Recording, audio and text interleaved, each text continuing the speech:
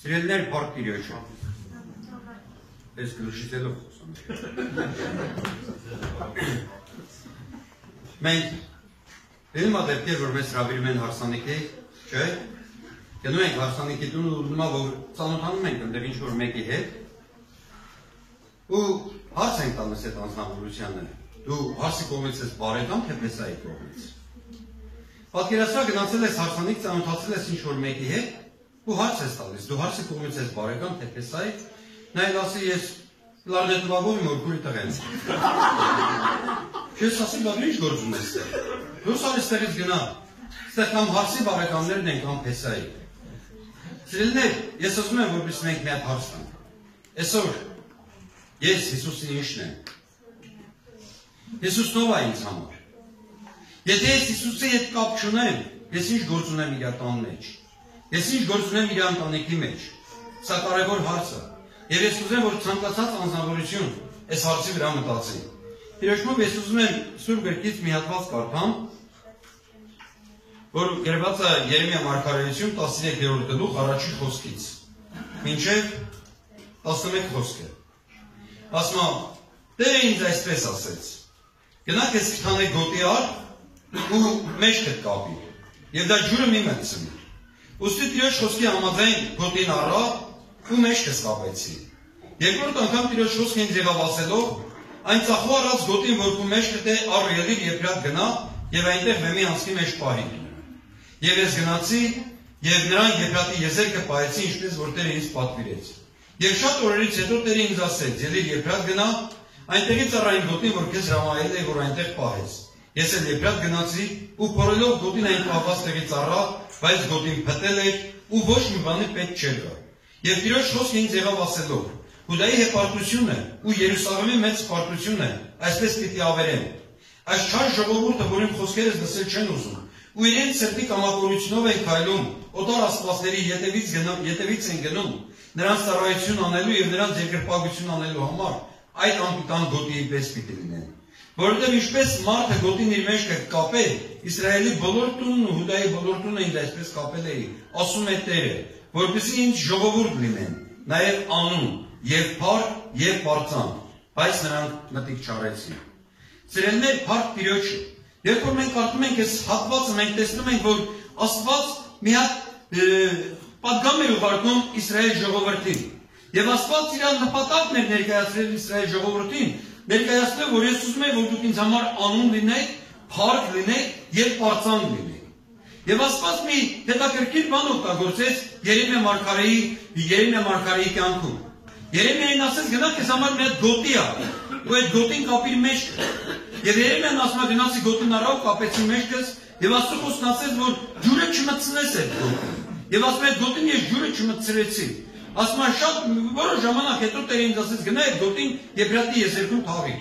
Ասում է, ես էլ տարա այդ գոտին Եփրատի եզերքում թաղեցի, պահեցի։ Ասում է, շատ օրերից հետո Տերը ինձ ասեց, գնա այդ գոտին հանիր։ Ասում է, հանեցի, բերեցի, փտել էր այդ գոտին։ Եվ այլևս պետք չէր գալ եւ Աստված ասեց, որ ես ուզում եի Իսրայելի Հուդայի տունը, ինչպես մարդը գոտին իր մեջքն է կապում, որ նրանք իմ մեջքս կապվեն, բայց ասում է, նրանք չուզեցին, գնացին կռապաշտության հետևից։ Սիրելիներ, ես այս կարդացած հատվածի մեջ 3 բան եմ ուզում, որպեսզի մենք ուշադրություն դարձնենք ու որից հետո պետք է կանգնենք աղոթքի։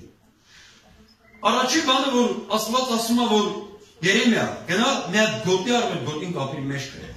Մինչդեռ այդ գոտին նրա համար չէր, որ կապեր Երեմիայի մեջքը։ Գոտին մենք կարդում ենք խոսքի վերջում ասում, որ գոտին Աստված ծրագիր ուներ կապելու իր մեջքը։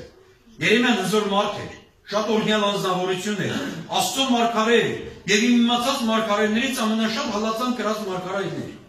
Եվ այս անձնավորությունը իր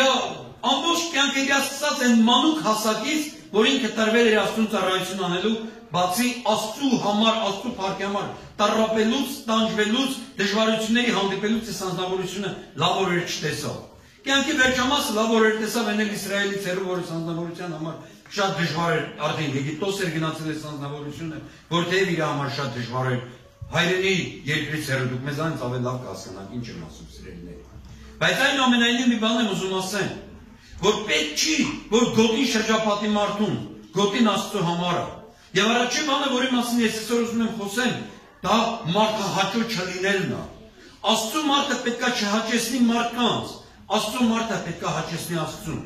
Քո ապրածը կյանքի մեջ դու նայիր Երեմիան լավն է, բայց այդ գոտին Երեմիայի համար չէ, այդ գոտին Աստծո մեջ կկապվելու համար է։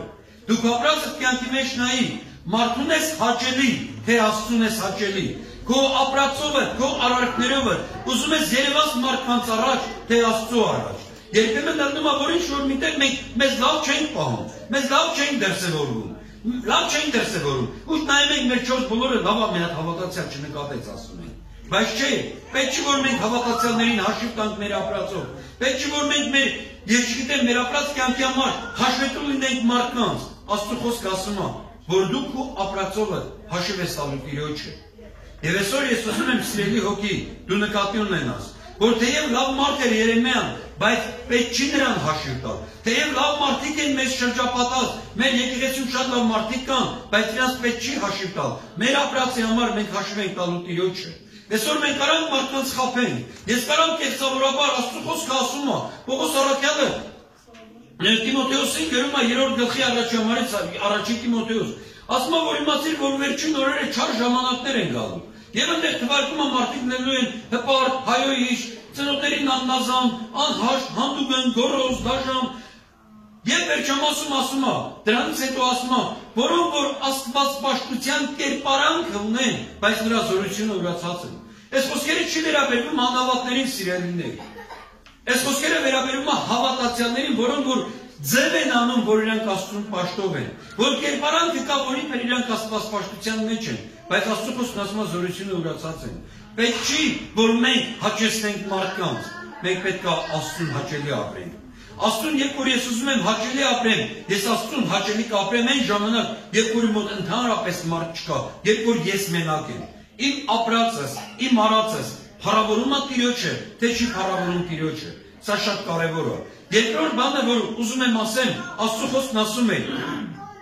Երեմիային ասեց, գնա քեզ համար մի հատ գոտի առ, եւ այդ գոտին ջուրը մի մտցնի։ Սիրելիներ, ջուրը դա Աստծո խոսքն է։ Եփեսացիս 5-րդ գլխի 25-26 համարներում այսպես ասում. Այրեր սիրեցեք ձեր կանանց, ինչպես Քրիստոսը սիրեց եկեղեցուն, եւ իրանցը մատնեց նրա համար, որպեսզի նրանց սրբի մաքրելով ավազանի ջրով, եւ այնտեղ շեշտ է դնում խոսքով։ Այսինքն ավազանի ջուրը դա խոսքն է Աստծու։ Եվ Երեմիային Աստված ասեց, որ այդ գոտին ջուրը մի մտցնի։ Գոտին ինչի գնաց փտության, որովհետեւ ջուրը չէր մտել։ Չէր մտել Աստծո խոսքի մեջ, Աստծո խոսքի հետ չէր հաղորդացվել գոտին, Աստծո խոսքի մեջ վերջապես չէր խորացել գոտին։ Եվ կան հավատացյալներ, որ հաճելի է գնան պաշտամունքի, այնտեղ լավ երգում են, գնան պաշտամունքի, այնտեղ լավ բաներ են խոսում, բայց այս մարդիկ իրենց անհատական կյանքի մեջ չունեն Աստծո խոսք, չեն կարդում Աստծո խոսքը, եւ վերջապես եթե Աստծո խոսքը իրանցից ինչ-որ մի բաներ պահանջում է, իրանք չեն գալիս համար, որ իրենց կյանք համապատասխանեցնեն Աստծո խոսքին, իրանք չեն Աստծո խոսքի ուզածը չեն անում։ Եվ Երեմիայի միջոցով Աստված ներկայացրեց, որ գոտին գնացել էր փտության։ Երկրորդ պատճառը նա էր, որ Աստծո խոսքը չկար գոտիի մեջ։ Այսօր քո կյանքից եւ Աստծո խոսքի հետ զուգահեռներ կար։ Արդյոք դու Աստծո խոսքը քեզ համար առաջինն է։ Արդյոք ինչ որ անում ես, ուզում ես Աստծո խոսքի համապատասխան լինի։ Եվ երրորդը, Աստվածաշունչն ասում է, որ Աստված Երեմիային ասեց, որ վերցրու այդ գոտին ու տար Եփրատի եզերքը թաղի։ Սիրելիներ, Եփրատը դա Ասորեսյանի տարածք է, հեթանոսների վայր է։ Եվ այս գոտին տարվել էր հեթանոսների վայրում, պահվել է, թաքնվել էր այս գոտին հեթանոսների վայրում։ Այսօր ես ուզում եմ, որպեսզի ամեն մեկս մի հատ գան այս մտքին, սիրելիներ։ Այս աշխարհը հեթանոսների վայր է։ Եվ եթե մենք այդ աշխարհում թաքնվում ենք, պահվում ենք, իմացեք, որ մենք կգնանք փտության։ Պետք չէ աշխարհում թաքնվել, պետք չէ աշխարհում պահվել, պետք չէ աշխարհում աշխարհայինի պես լինել, որպեսզի չերևաս, որ դու հոգևոր անձնավորություն ես, որ դու Աստծո մարդ ես։ Աշխարհում դու պետք է չթաքնվես, աշխարհում դու պետք է գործես, աշխարհում դու պետք է երևաս, աշխարհում դու պետք է դրսևորվես։ Գոտին գնացել էր փտության, որովհետև աշխարհում ինքը աշխարհի պես է։ Եվ Աստծո խոսքը ասում է. մեկ սիրի աշխարհը, ու այն ամենը, ինչ որ աշխարհի մեջ է։ Եվ Հակոբոս առաքյալն 4:4-ում ասում է, որ աշխարհի սերը Աստծո դեմ թշնամություն է։ Սիրելիներ, երբեմն մենք այս թշնամանքը վերցնում ենք մեր կյանքի մեջ, ու ուզում ենք Աստծուն հաճելի լինենք։ Աստծու այն բաները, որոնք որ Աստծուն փառք չեն բերում, մեր կյանքի մեջ կան այդ բաները, ուզում ենք մենք Աստծուն հաճելի լինենք։ Սա հնարավոր բան չի։ թող Տիրոջ անունը փառավորվի։ Երեք պատճառ էս դեպքի մեջ առաջինը, որ գոտին շրջապատել էր մարդուն, որ գոտին մարդուն հաճելի էր ուզում լներ եւ ոչ թե Աստծուն։ Երկրորդը, որ գոտին Աստծո խոսքի հետ կապ չուներ, եւ երրորդը, որ գոտին աշխարհի մեջ հագնվել էր։ Դրա համար գոտին գնաց փտության եւ ինչպես Աստծո խոսքն ասում, եւ այլևս ոչ մի բանի պետք չէր գալի։ Այսօր մենք ենք այդ գոտիները սիրելիներ։ Մենք էլ կգնանք փտության։ Մենք էլ անպայման կգնանք փտության, եթե աշխատենք հաճելի լինել մարդկանց։ Եթե մենք մեր կյանքի մեջ Աստծո խոսքը չունենանք եւ վերջապես աշխարհում մենք չերևանք, որ մենք հոգեվորներ ենք, մենք էլ կգնանք փտության։ Թող Տիրոջ անունը փառավորվի սիրելիներ։ Կարծում եմ, որ մենք լուրջ մտածելու բան ունենք, որ հանկարծ չլինի եւ Տերը գա եւ այդ օրը մենք կանգնենք ասենք Տեր, ախր քոնով դևեր եմ հանել, քոնով մարգարեություններ եմ արել եւ Տերը ինձ ասի գնա, ես քեզ չեմ ճանաչում։ Հանկարծ չլինի, որ Տիրոջ գալստյան օրը մեզանից որևէ մեկը սպասած գտնվենք։ Սիրելիներ, մեր կյանքի վրա լուրջ ուշադրություն դարձնենք, որ մեր կյանքը լինի համապատասխան Աստծո խոսքին։ Թող Տիրոջ անունը փառավորվի, ամեն։